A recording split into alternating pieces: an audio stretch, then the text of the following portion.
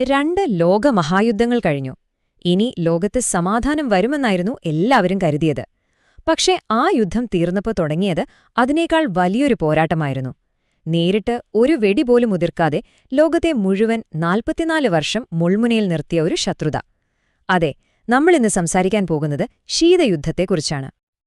അപ്പോ എന്താണ് ഈ ശീതയുദ്ധം? പേര് കേൾക്കുമ്പോൾ തോന്നുന്ന പോലെ തന്നെ ഇതൊരു തണുപ്പൻ യുദ്ധമായിരുന്നു. അതായത് 1947 മുതൽ 1991 വരെ അമേരിക്കയും സോവിയറ്റ് യൂണിയനും തമ്മിൽ ഭയങ്കരമായൊരു മത്സരത്തിലായിരുന്നു. പക്ഷേ ഈ രണ്ട് സൂപ്പർ പവറുകളും ഒരിക്കലും സൈന്യങ്ങളെ ഉപയോഗിച്ച് നേരിട്ട് ഏറ്റുമുട്ടിയില്ല. പകരം മറ്റ് രാജ്യങ്ങളിലൂടെയും ചാരപ്രവർത്തനങ്ങളിലൂടെയും പിന്നെ സാങ്കേതികവിദ്യയുടെ കാര്യത്തിലുമൊക്കെയായിരുന്നു അവരുടെ പോരാട്ടം. നമുക്ക് ആദ്യത്തെ ഭാഗത്തേക്ക് കടക്കാം. വിഭജിക്കപ്പെട്ട ഒരു ലോകം. രണ്ടാം ലോകമഹായുദ്ധം കഴിഞ്ഞപ്പോൾ ലോകം ശരിക്കും രണ്ടായിട്ട് പിളർന്നുപോയിരുന്നു. ഇവിടെയാണ് ശരിക്കും ശീതയുദ്ധത്തിന്റെ ആ ഒരു കാതൽ കിടക്കുന്നത്. ഇത് വെറും രണ്ട് രാജ്യങ്ങൾ തമ്മിലുള്ള പ്രശ്നമായിരുന്നില്ല. ഒരു വശത്ത് അമേരിക്കയുടെ നേതൃത്വത്തിൽ മുതലാളിത്തവും ജനാധിപത്യവും, മറുവശത്ത് സോവിയറ്റ് യൂണിയന്റെ നേതൃത്വത്തിൽ കമ്മ്യൂണിസവും ഏകപാർട്ടി ഭരണവും. കണ്ടില്ലേ, ഇവർക്ക് ഒരുമിച്ച് മുന്നോട്ടു പോകാൻ ഒരു വഴിയുമില്ലായിരുന്നു. അപ്പൊ എന്തുകൊണ്ടാണ് ഇവർക്കിടയിൽ ഇത്ര വലിയ ശത്രുത വന്നത്? ഒന്നാമത്തെ കാരണം പ്രത്യയശാസ്ത്രം തന്നെ. മുതലാളിത്തവും കമ്മ്യൂണിസവും പരസ്പരം അംഗീകരിച്ചിരുന്നില്ല. രണ്ടാമത്, യുദ്ധം കാരണം തകർന്നുപോയ യൂറോപ്പിൽ പുതിയ ശക്തിയായി ആര് വരുമെന്നുള്ളൊരു ചോദ്യം വന്നു. ഇതിനൊക്കെ എണ്ണ പകർന്ന ഒന്നായിരുന്നു ആണവായുധങ്ങൾ. രണ്ടു കൂട്ടർക്കും പരസ്പരം ഒരു വിശ്വാസവുമില്ലായിരുന്നു. മറ്റേയാൾ എങ്ങനെയെങ്കിലും ലോകം കീഴടക്കുമെന്നൊരു പേടി എപ്പോഴും അവർക്കുണ്ടായിരുന്നു. ഇനി നമുക്ക് രണ്ടാം ഭാഗത്തേക്ക് പോകാം. വൻ ശക്തികളുടെ മത്സരം. ഈ പോരാട്ടം നടന്നത് ഒരു യുദ്ധക്കളത്തിലായിരുന്നില്ല, മറിച്ച് ബഹിരാകാശത്തും കായികവേദികളിലും പിന്നെ രഹസ്യമായി ചാരന്മാരിലൂടെയുമായിരുന്നു. ഈ മത്സരത്തിലെ ഏറ്റവും പേടിപ്പെടുത്തുന്നൊരധ്യായമായിരുന്നു ആണവായുധങ്ങൾക്ക് വേണ്ടിയുള്ള ഓട്ടം. 1945 അമേരിക്ക അണുബോംബ് ഉണ്ടാക്കിയപ്പോൾ ലോകം ഞെട്ടി. പക്ഷെ നോക്കൂ, വെറും 4 വർഷം കൊണ്ട് സോവിയറ്റ് യൂണിയനും അത് സ്വന്തമാക്കി. പിന്നെ മത്സരം അതിലും ഭീകരമായ ഹൈഡ്രജൻ ബോംബിലേക്കായി.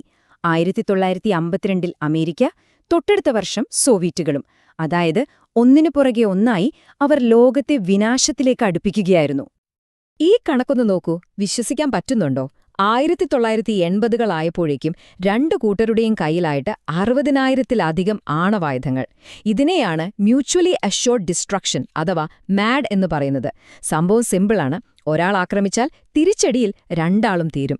ഒരു തമാശ എന്താന്ന് വെച്ചാല്, ഈ പരസ്പരം നശിക്കുമെന്നുള്ള ഭയമാണ് ഒരു യഥാർത്ഥ ആണവ യുദ്ധം ഉണ്ടാവാതെ ലോകത്തെ രക്ഷിച്ചത്. ഇവരുടെ മത്സരം ആയുധത്തിൽ മാത്രം ഒതുങ്ങിയില്ലാട്ടോ. ബഹിരാകാശത്ത് ആരാണ് കേമനെന്ന് തെളിയിക്കാനുള്ളൊരു വാശിയായിരുന്നു പിന്നെ. ഈ പട്ടിക നോക്കിയാൽ കാണാം. ആദ്യത്തെ ഉപഗ്രഹം സ്പുട്നിക് അയച്ച് സോവിയറ്റ് യൂണിയൻ ലോകത്തെ ഞെട്ടിച്ചു. ബഹിരാകാശത്ത് പോയ ആദ്യത്തെ മനുഷ്യനും അവരുടേതായിരുന്നു, യൂറി ഗഗാരിൻ. പക്ഷേ മനുഷ്യനെ ചന്ദ്രനിലിറക്കി അമേരിക്ക അതിന് കിടിലൻ മറുപടി കൊടുത്തു. ഓരോ തവണയും ഒരാൾ മുന്നോട്ടു പോകുമ്പോൾ മറ്റേയാൾ അതിലും വലിയൊരു നേട്ടവുമായി വരും.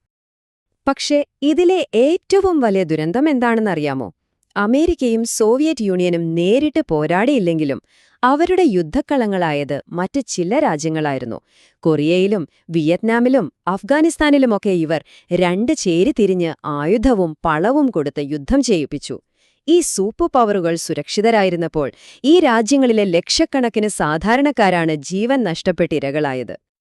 ഇനി നമ്മൾ കാണാൻ പോകുന്നത് ഈ കഥയിലെ ഏറ്റവും ടെൻഷൻ നിറഞ്ഞൊരു ഭാഗമാണ്. ലോകം ഒരു ആണവയുദ്ധത്തിന്റെ വക്കിലെത്തി നിന്ന ആ 13 ദിവസങ്ങൾ. ചരിത്രത്തിലെ തന്നെ ഏറ്റവും വലിയ ചോദ്യങ്ങളിലൊന്നാണിത്. ലോകം ഒരു ആണവയുദ്ധത്തിന് എത്രത്തോളം അടുത്തെത്തിയിരുന്നു? ഇതിനുള്ള ഉത്തരം ഒരൊറ്റ സംഭവത്തിലാണ് കിടക്കുന്നത്.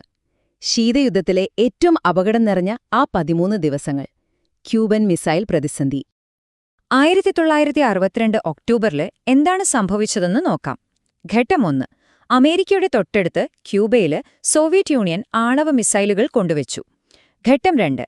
അമേരിക്ക ഇതിന് പ്രതികാരമായിട്ട് അവരുടെ നാവികസേനയെ ഉപയോഗിച്ച് ക്യൂബയെ വളഞ്ഞു. ഒരു കപ്പലിനുപോലും അങ്ങോട്ടോ ഇങ്ങോട്ടോ പോകാൻ പറ്റാത്ത അവസ്ഥ. ഘട്ടം 3.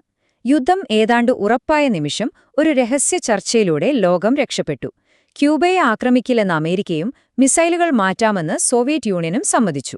ശരിക്കും പറഞ്ഞാൽ ലോകമൊരു മഹാദുരന്തത്തിൽ നിന്ന് തലനാരിഴിക്കാണ് രക്ഷപ്പെട്ടത്. അടുത്ത ഭാഗം, ഇരുമ്പുമറയിൽ വിള്ളലുകൾ. ക്യൂബൻ പ്രതിസന്ധി ശരിക്കും പറഞ്ഞാൽ രണ്ടു കൂട്ടരെയും ഒന്ന് പേടിപ്പിച്ചു. അതോടെ അവർ കുറച്ചൊന്ന് അടങ്ങി. പക്ഷേ ശീതയുദ്ധം അവസാനിക്കാൻ കാരണം ഒരു യുദ്ധമായിരുന്നില്ല, മറിച്ച് സോവിയറ്റ് യൂണിയന്റെ ഉള്ളിൽ നിന്ന് തന്നെയുണ്ടായ ഒരു തകർച്ചയായിരുന്നു. ഒരു കാലത്ത് ലോകം ഭയന്നിരുന്ന സോവിയറ്റ് യൂണിയൻ എത്ര പെട്ടെന്നാണ് തകർന്നടിഞ്ഞതെന്ന് നോക്കൂ. 1985-ൽ ഗോർബച്ചേവ് ചില പുതിയ പരിഷ്കാരങ്ങൾ തുടങ്ങി. വെറും 4 വർഷം കഴിഞ്ഞപ്പോൾ 1989-ൽ ശീതയുദ്ധത്തിന്റെ തന്നെ ചിഹ്നമായിരുന്ന ബെർലിൻ മതിൽ ആളുകൾ ഇടിച്ചു നിരത്തി. ഒടുവിൽ 1991 ഡിസംബറിൽ സോവിയറ്റ് യൂണിയൻ എന്ന രാജ്യം തന്നെ ഇല്ലാതായി. അപ്പോ എങ്ങനെയാണ് ഇത്രയും വലിയൊരു ശക്തിക്ക് ഇങ്ങനൊരു തകർച്ച വന്നത്? പ്രധാനമായും 3 കാരണങ്ങളുണ്ട്. 1. രാജ്യത്തിന് താങ്ങാൻ പറ്റാത്ത സാമ്പത്തിക പ്രതിസന്ധി. 2. ഗോർബച്ചേവ് കൊണ്ടുവന്ന ഗ്ലാസ്നോസ്റ്റ്, പെരിസ്ട്രോയിക്ക എന്ന പരിഷ്കാരങ്ങൾ. അത് ജനങ്ങൾക്ക് കൂടുതൽ സ്വാതന്ത്ര്യം കൊടുത്തു, അവരത് ഭരണകൂടത്തിനെതിരെ ഉപയോഗിച്ചു. 3. കിഴക്കൻ യൂറോപ്പിലെ രാജ്യങ്ങൾ ഓരോന്നായി കമ്മ്യൂണിസ്റ്റ് ഭരണത്തിൽ നിന്ന് പുറത്തുവരാൻ തുടങ്ങി. ചുരുക്കി പറഞ്ഞാൽ അത് പുറത്തുനിന്നുള്ള ആക്രമണം കൊണ്ടായിരുന്നില്ല, ഉള്ളിൽ നിന്ന് തകർന്നതായിരുന്നു. അവസാനമായി നമുക്ക് നോക്കാം, ഈ 44 വർഷത്തെ പോരാട്ടം കഴിഞ്ഞപ്പോൾ ലോകത്തിന് എന്ത് സംഭവിച്ചു? അത് ഇന്നും നമ്മളെ എങ്ങനെയാണ് സ്വാധീനിക്കുന്നത്? ശീതയുദ്ധം അവസാനിച്ചപ്പോൾ ഉണ്ടായ മാറ്റങ്ങളിലാണ് നമ്മളിന്ന് ജീവിക്കുന്നത്. അമേരിക്ക ലോകത്തിലെ ഒരേ ഒരു സൂപ്പർ പവറായി. നാറ്റോ സൈനിക സഖ്യം പഴയ സോവിയറ്റ് രാജ്യങ്ങളുടെ അതിർത്തി വരെ എത്തി. ഇന്നത്തെ പല പ്രശ്നങ്ങൾക്കും ഒരു കാരണം അതാണ്. CIA, KGB പോലുള്ള ചാരസംഘടനകൾ ഈ കാലത്താണ് വളർന്നുവന്നത്.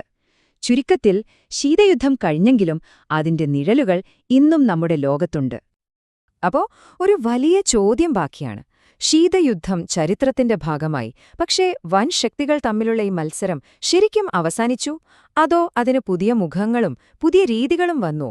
ഇതൊന്ന് ആലോചിച്ചു നോക്കാവുന്ന കാര്യമാണ്. ഈ വിവരങ്ങൾ നിങ്ങൾക്ക് പുതിയ ചില ചിന്തകൾ തന്നുകാണുമെന്ന് വിശ്വസിക്കുന്നു. അടുത്ത തവണ കാണാം.